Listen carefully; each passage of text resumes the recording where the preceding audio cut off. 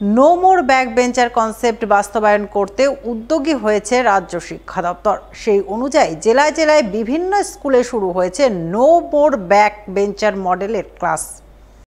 শনিবার মালদা জেলায় সর্বপ্রথম এই মডেলে ক্লাসের ছবি নজরে এলো মালদা বার্লো গার্লস হাই স্কুলে।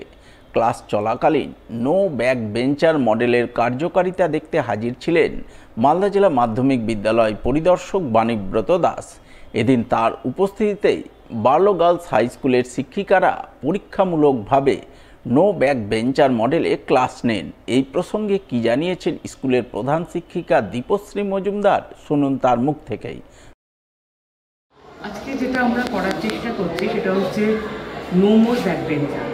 আসলে এটা আমরা করছি স্কুল এডুকেশন ডিপার্টমেন্টের সেক্রেটারি শ্রী শুভ্র চক্রবর্তী স্যার এবং ডিবি একাডেমি চিন্ময় সরকার স্যারের পরামর্শে এবং আমাদের যিনি ডিআই আছেন শ্রী বাণীব্রত দাস, সেই স্যারের নির্দেশে এই প্রথম মালদা জেলাতে এই নো ব্যাক বেঞ্চার মডেলের ক্লাসটা আমাদের স্কুলে শুরু হলো।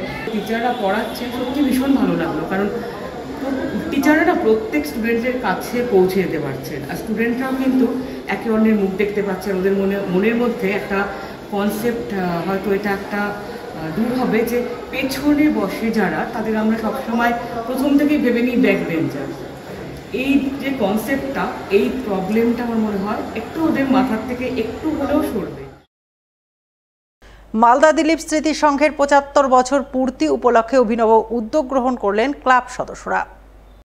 উদ্যোগের অঙ্গ হিসাবে বিশেষ চাহিদা সম্পন্ন ছেলে মেয়েদের নিয়ে এক জমজমাট সাংস্কৃতিক অনুষ্ঠান আয়োজন করলেন শনিবার। এদিন এই অনুষ্ঠানের জমজমাট আয়োজন চোখে পড়ে মালদা মুসলিম ইনস্টিটিউটে, যার মূল উদ্যোক্তা ছিলেন মালদা দিলীপ স্মৃতি সংঘের অন্যতম কর্মকর্তা তথা স্থানীয় ১৭ নম্বর ওয়ার্ডের কাউন্সিলর শুভময় বসু। তার উদ্যোগে আয়োজিত এই অনুষ্ঠানে আমন্ত্রিত অতিথি হিসাবে হাজির ছিলেন ইংরেজবাজার পৌরসভার ভাইস চেয়ারম্যান সুমালা আগরওয়ালা, পৌরসভার chairman in council Chaitali Ghosh Sarkar, প্রাক্তন কাউন্সিলর আশিস কুন্ডু সহ অন্যান্যরা। এদিন তাদের উপস্থিতিতেই বিভিন্ন বয়সী বিশেষ চাহিদা সম্পন্ন ছেলেমেয়েরা নাচ, গান, আবৃত্তি ও অঙ্কন প্রতিযোগিতায় অংশগ্রহণ করে সকলের নজর কাড়ে।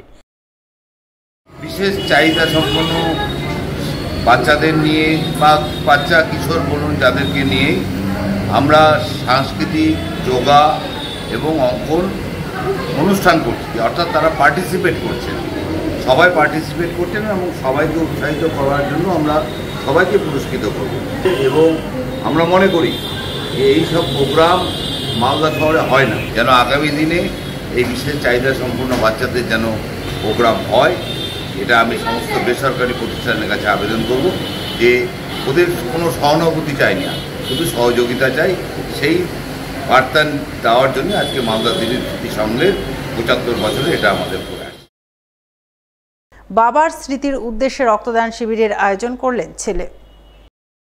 শনিবার এমনই মহতি উদ্যোগের ছবি নজরে এলো মালদার গাজলে। এদিন গাজল বাস স্ট্যান্ডে সেবা ভারতী ট্রাস্টের সহযোগিতায় জেলা স্বাস্থ্য দপ্তরের শীততাপ নিয়ন্ত্রিত যানে রক্তদান শিবিরের আয়োজন করা হয়। শিবিরে গাজলের বিধায়ক চিন্ময় দেব বর্মন সহ অনেকেই রক্তদান করেন। এই প্রসঙ্গে গাজলের বিধায়ক জানান, স্বর্গীয় কালাচাঁদ কুন্ডু গাজলের বিশিষ্ট ব্যবসায়ী ছিলেন। তার স্মৃতির উদ্দেশ্যেই তার পরিবারবর্গ রক্তদান শিবিরের আয়োজন করেছেন। সেই শিবিরে পরিবারবর্গ সহ তাদের আত্মীয় পরিজনরা রক্তদান করছেন। বাবার স্মৃতির উপলক্ষে গত বছরই আমি করতে চেয়েছিলাম, কিন্তু গত বছর যেহেতু শান্ত শান্তি সমস্ত ছিল বলে করতে পারিনি।